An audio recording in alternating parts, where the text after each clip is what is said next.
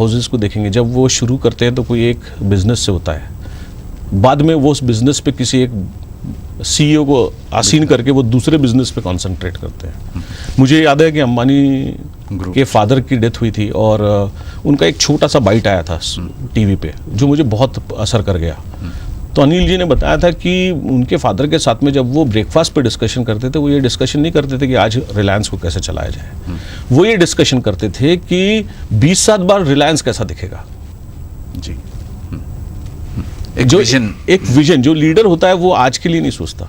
अगर आप अन्ना हजारे की बात करेंगे, आज लोग लीडर करके क्यों? क्योंकि वो आज की बात नहीं कर रहे कि आज ये लोकपाल बिल आएगा और कल से करप्शन खत्म हो जाएगा, आज आरटी राइट टू इन्फॉर्मेशन आया, कल से हिंदुस्तान नहीं। वो तो ऐसे एक बीज बोने की बात कर रहे हैं, इसलिए वो पर्सनालिटी लेवल पे बात कर रहे हैं। राइट टू इन्फॉर्मेशन पे उन्होंने काम किया, वहां पर लोग काम करने के लिए खूब सारे खड़े हो गए। अब उन्होंने धीरे से फोकस चेंज किया और उन्होंने लोकपाल पे लाया।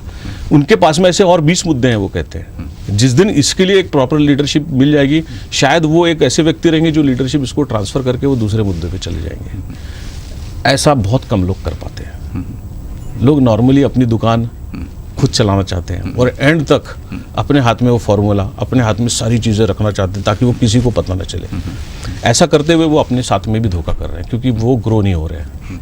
अगर आपको ग्रो होना है लाइफ में तो आपको व्यक्तियों को भी ग्रो करना पड़ेगा, आपको लोगों को भी ग्रो करना पड़ेगा।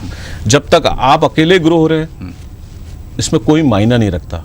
आपकी ग्रोथ कहीं ना कहीं जाके रिटार्ड हो जाएगी, यानी थम जाएगी।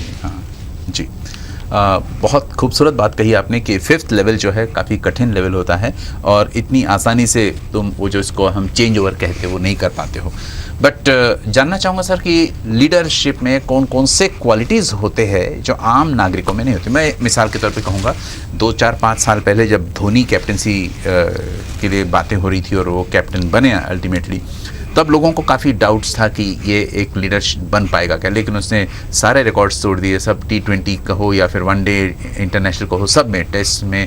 हालांकि अगर इंग्लैंड का परफॉर्मेंस अभी एक छोड़ दो, एक ऑड थिंग रहता ही है।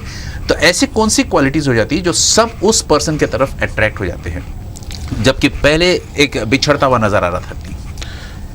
धोनी में एक इनहेरेंट क्वालिटी है कि वो अपना काम जानते हैं। दैट मीन्स वो पोजीशन भी जानते हैं, वो अपनी पोजीशन जानते हैं। उन्होंने रिलेशनशिप बहुत सुंदर बिल्डअप की है।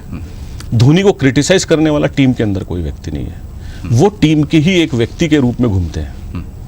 इसका मतलब वो उन्होंने सेकंड लेवल बहुत खूबी से उन्होंने ना केवल टीम मैनेजमेंट के साथ में, टीम के साथ में, प्लेयर्स, पब्लिक के साथ में एक बहुत सुंदर समय वह बांधा हुआ है। मीडिया के साथ में आपने कभी क्रिटिसाइज होते हुए नहीं देखा होगा। अब उनका काम क्या था कि सिर्फ टारगेट बताना था कि अपने को ये करना है, और उन्होंने लोगों को जब परफॉर्मेंस दिया उनको उन्होंने चांस दिया, और चांस दिया तो अपने आप लोगों के डेवलपमेंट हुआ।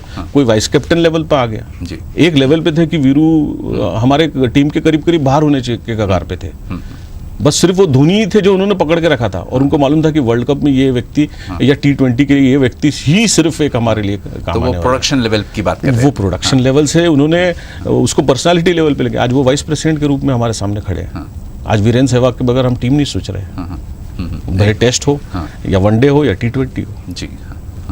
अब वो एक लेवल पे पहुंच गए कि जहां से वो और लीडर्स के साथ में एक जुड़ी हुई होती फेलियर, क्योंकि लीडर कभी भी ऊपर जाएगा तो अकेला होता है जी।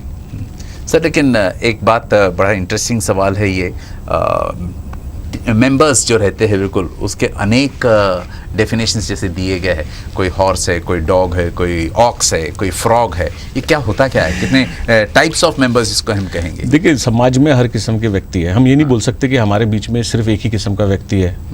हमारे बीच में कुछ लोग हैं जो झगड़ेलू किस्म के लोग होते हैं। अगर हम आप अपने आप से पूछेंगे कि क्या आप झगड़ेलू, तो हम बोलेंगे नहीं मैं झगड़ेलू नहीं हूँ, तो हम उसको क्वारलसम बोलते हैं।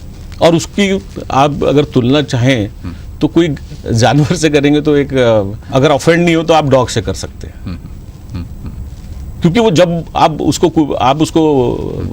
कुछ भी बोलिए तो वो झगड़ा करने तैयार हो जाता है, वो क्वारलसम होता है। लेकिन ये व्यक्ति भी होता है आपके बीच में, आपके ऑफिस में भी होगा, आपके घर में भी शायद हो, आपके बाहर जहाँ मित्र हैं वहीं हो, आपकी सोसाइटी में हो।